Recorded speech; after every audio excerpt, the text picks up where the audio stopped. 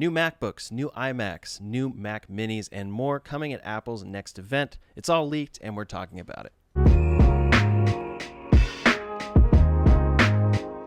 Hello and welcome to the All Future Podcast. We're here several times of the week talking about tech, even when we have to shoot remotely. We're not in the same studio today, so but we couldn't let the train stop. There's too much things to talk about, and today we're talking about this Apple October event, something it's almost become a standard now. I think according to here in the notes, the fourth time in the last 5 years. So I'll trust that our producer Andrew put the correct information in there, and that's what it is. But yeah, it seems like this October event, usually a Mac focused event, is happening every year, a little spaced out from the iPhone.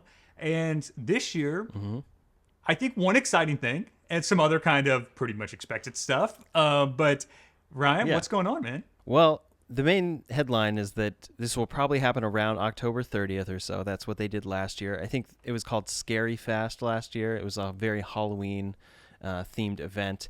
But it's expected that they're going to refresh all of their Macs with M4 chips. So M3 is what they're currently on across their lineup. And then the M4 iPad Pro is already out. So there's already a product with the M4 chip, which even if it's, not quite as good as an M3 Pro, just getting that number up there is important across the line because you want whatever the latest chip is. And if Apple already makes that M4 chip in an iPad Pro, it's obviously coming right around the corner. So it looks like it could be about a month away. And first will be M4 MacBooks.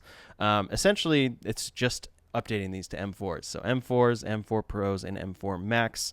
They're going to power the upcoming MacBooks, likely to come in the coming weeks. And, of course, they're going to feature a lot of things like optimized Apple Intelligence features. They're going to talk a lot about AI in regards to these MacBooks, just like they're doing on the iPhone side. And design's going to stay the same. So just little improvements here. Yeah. So, I mean, no surprise there. And it's just that spec bump, right? And this is obviously going to happen. This is the most easy money Apple prediction you could make is that they're going to upgrade to M4 chips across the entire Mac lineup. Yeah. Do you have a M3 MacBook or M2 or something? Dude, I think mine is M2. I'd have to go check. I have a MacBook, MacBook Air, the black space gray one, whatever they call it, the darker color. Works great. Works, and this is something we talk about all the time. The fact that I don't really know is really a testament to how good the M series is, and that I don't really notice. And I will say, I hop between it and my iPad Pro, which obviously has an M4, and my Mac Studio, which I believe is an M3. And I can't say that I really notice a difference just in day-to-day use, right? It loads images fast, does all this, and even on things like video editing tasks, I routinely will, edit on my couch with the MacBook. I pull an external drive from my Mac Studio, plug it into the MacBook, start editing on it, and I don't really notice any performance difference in the actual editing. Maybe on the export and stuff, it gets a little faster, but these M chips are just so great that at this point, it's other kind of features that they're enabling, maybe, which is the bigger headline. And in this case, Apple Intelligence. And is it going to be better at that sort of stuff? Yeah. And correct me if I'm wrong, but them actually refreshing these chips yearly and making it really obvious, that's new since the change to Apple Silicon, right? Because in the past, it was Intel processors and they made mention something, but it was a lot less clear because they didn't have a name convention attached to it, I feel. Yes, Intel has always had terrible branding. Even when they, Core 2i that's the Duo, thing, right? It gets super convoluted, right? Because they'll have this is the Intel i7, but it's this flavor of it clocked at this megahertz, right? So it kind of, and Apple, you basically know that there's the M, the number, a Pro, and Ultra, right? So it's that's the entire lineup. It's a little easier to understand what's going on there.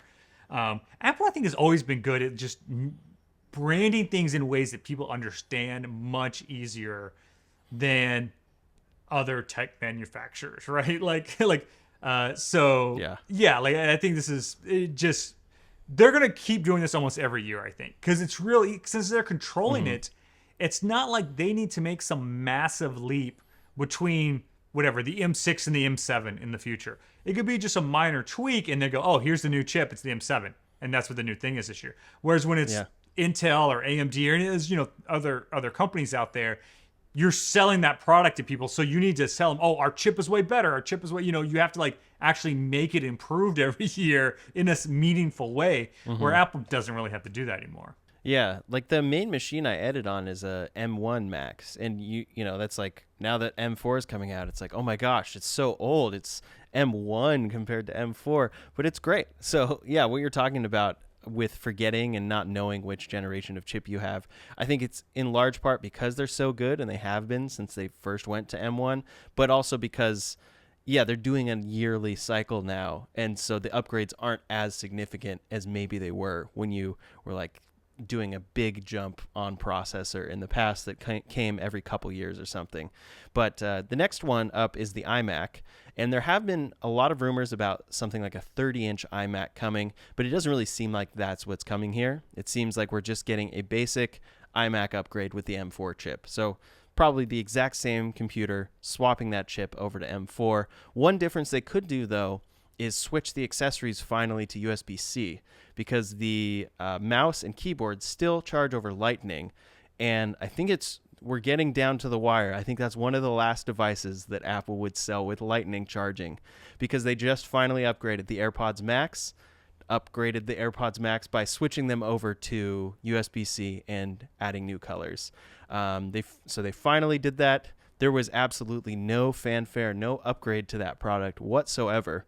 So they're fine doing a refresh just for the USB-C change, and so I could see them doing that for the iMac. It's time, right? It would shock me if they didn't. Which I had to go and dig up a lightning cable to charge my keyboard the other day. Like, it took me a minute. It seemed like 3-4 years ago I had too many of them everywhere, and now I've got to go hunt and find one. It's like, that seems like a no-brainer, right? That's definitely happening. But the next one is the actually exciting one that you hinted at the beginning, and that's the new Mac Mini. So the new Mac Mini is supposed to be about the size of the Apple TV, but slightly larger, especially taller.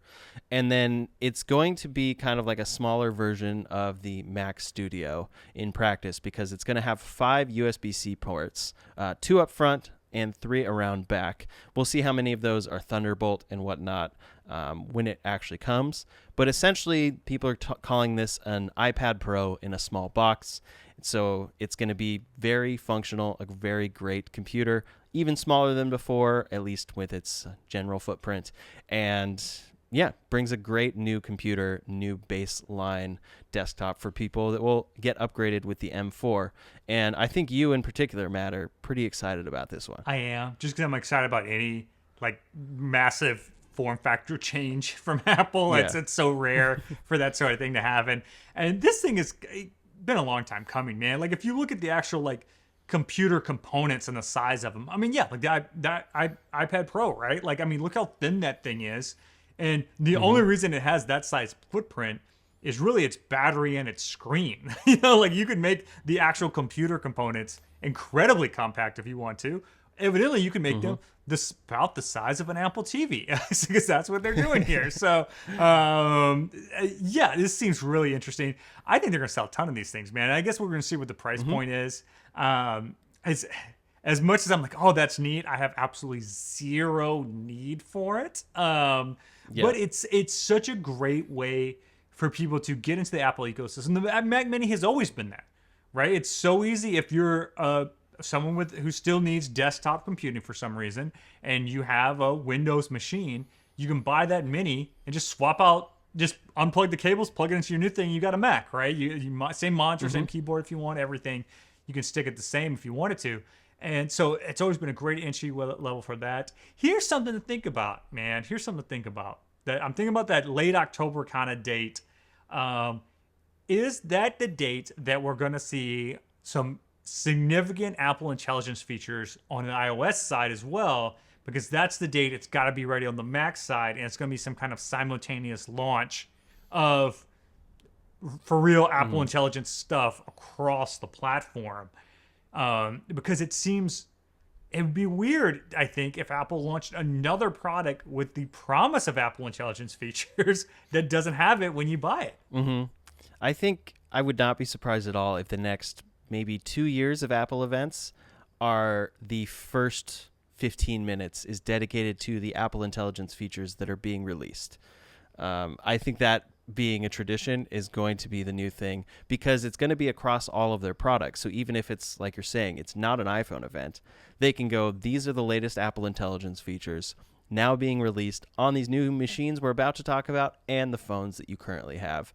And they want to make it obvious. They don't just want these features to show up on your phone and you don't actually realize it's there. They want to be clear, hey, here's this feature, it's being delivered, here's how it works.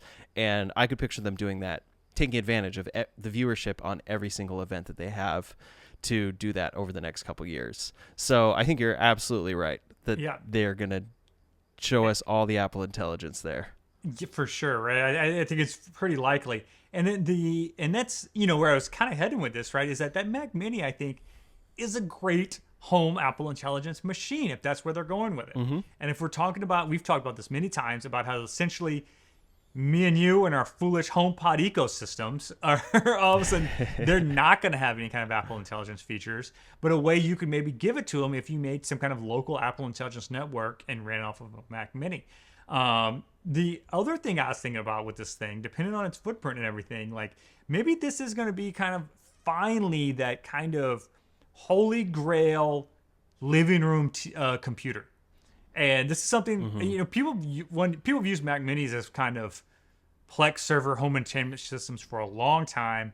I made a video about that on my first tech channel in probably like 2009 or something. You guys go Mac Mini home theater, Matthew Pierce, Google it. It'll probably still come up and you can see the setup. But this being even that small form factor, I'm thinking that might be a cool thing to have hooked up to your TV, especially if you can make it be kind of your home hub system, that it's running all your Apple Intelligence from your home. It's giving you the flexibility of having a Mac, but I mean, you launch the TV app on it and then you've got an Apple TV system.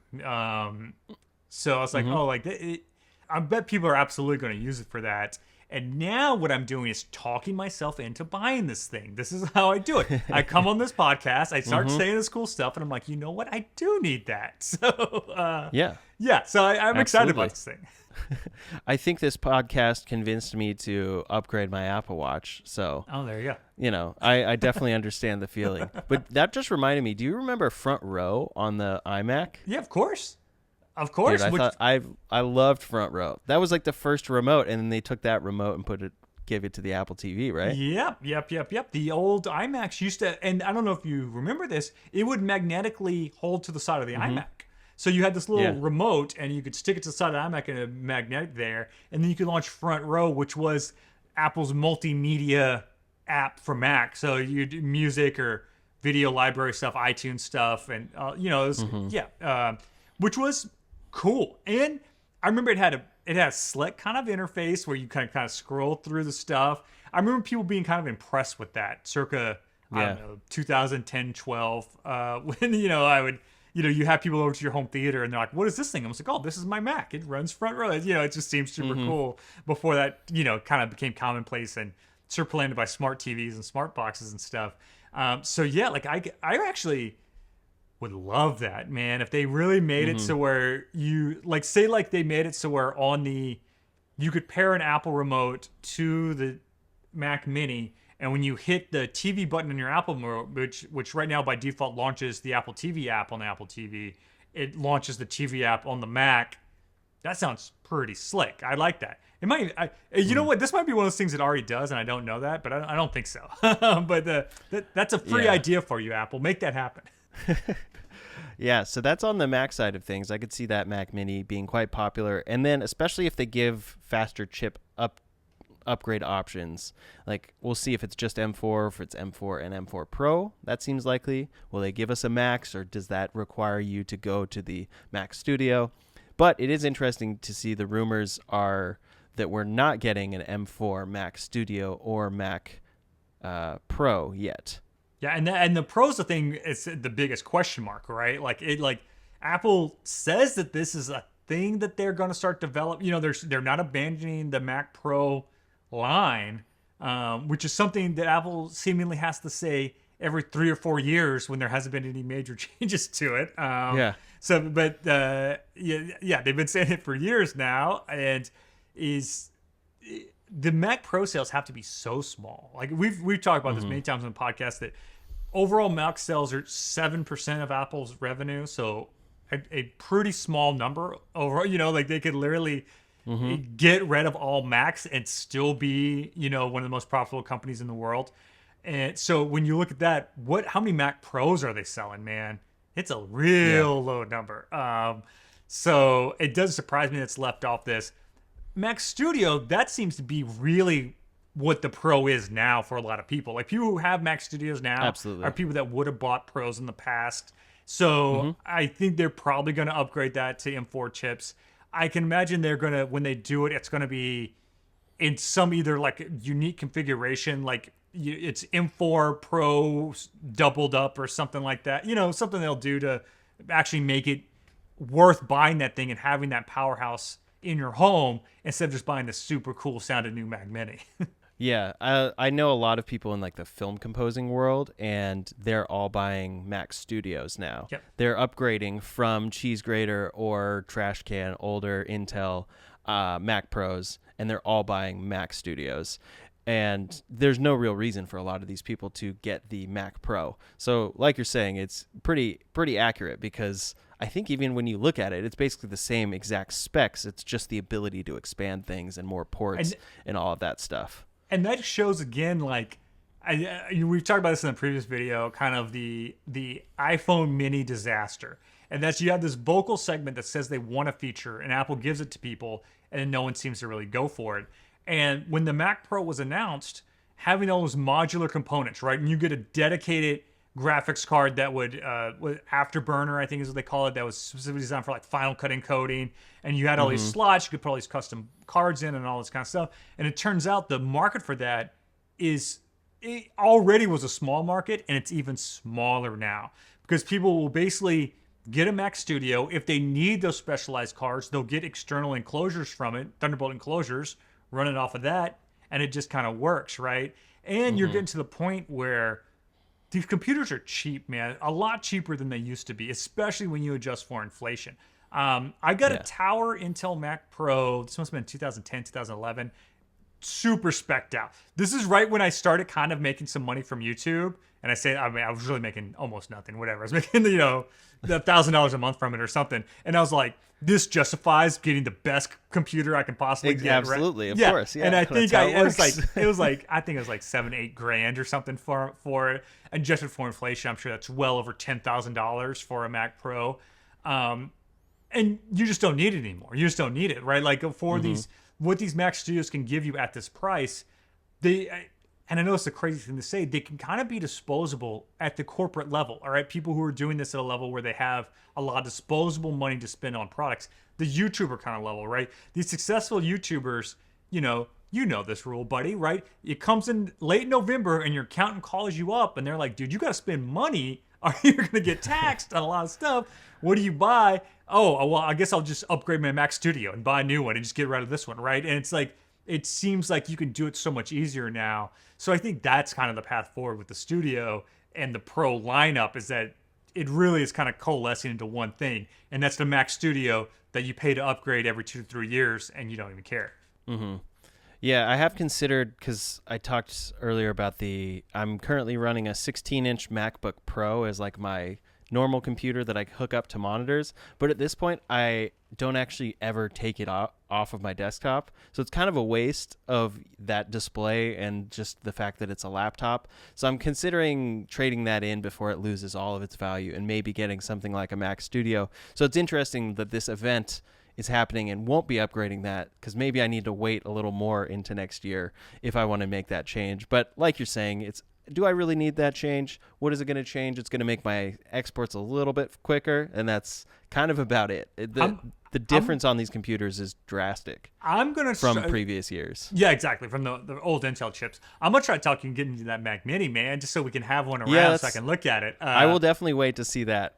But it's funny is that you're that kind of guy that would have been going for those higher end, maybe MacBooks or Mac Pros at one point. You guys don't see this at home, but if on the opposite side of his camera angle there, I mean, you have like audio racks with all this gear, like you have all this, you got, a very professional recording studio there, and you're like, this MacBook's fine. Like it doesn't even matter. I was actually let me brag about my co-host a little. You guys don't see this because it's on the far side of the camera. He's got his little Grammy certificate for playing on Grammy award-winning songs and stuff sitting back over there. And I don't know if you recorded that at home, but you totally could have. You definitely have recorded things at home that have been on massive things, and you're doing it all on this MacBook, right? Like you don't, with the M series chip, like it really negates the need to get this crazy expensive big tower computers like we used to get. Yeah, absolutely. I mean, my interfaces are Thunderbolt and they're chained into each other, so it's just one Thunderbolt into my computer, and the functionality is more than worth it. When I started my or more than you need already. When I started my Tesla channel, I had an M1 MacBook, this 13-inch one, and I would edit 4K, not compressed, not proxy, anything on that, and have no issue. So yeah, it really is crazy the functionality we're seeing, and I think that's why the Mac Mini, it might become that computer. It used to be this kind of base model. It's getting to the point where pros might be like, Mac Mini's fine for me. I don't need to upgrade to a studio unless I'm literally operating an actual studio. But there are a couple other products expected at this event, and that is small upgrades to the iPad Mini and possibly the iPad baseline. So for the iPad Mini, the rumored features are a faster chip, upgraded front and rear cameras, which is always great to see because those cameras, especially on the lower models, can be surprisingly not great for things like FaceTime. A fix for the jelly scrolling thing that happens on the screen that people have noticed, and Wi-Fi 6E, Bluetooth 5.3, and then new color options. So that's most of what is expected there. But supply chain analysts have also said that this would be coming the second half of 2024. So that does line up with a lot of things. And it comes after the last upgrade, which I think was almost about 3 years ago at this point for that iPad. So that will be a welcomed upgrade for the iPad Mini. And then the iPad 11 is possibly coming. Upgrade to the entry-level one. Not much known about what they would change there, but probably exactly what we just listed for the iPad Mini. Better cameras, fixes to screen issues if it has it, a little bit better displays, and probably a spec bump when it comes to the chips. And I guess the question there is, those are the base iPads. Do you think we're going to get Apple Intelligence for those?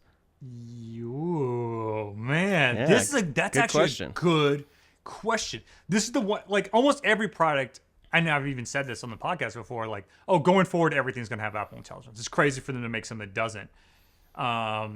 The entry-level iPad almost seems like the one question mark in that. And we've talked about this a lot, like who even buys that thing? And it's usually like schools and, businesses, government. Someone who needs to buy like 500 iPads, and that's what they buy.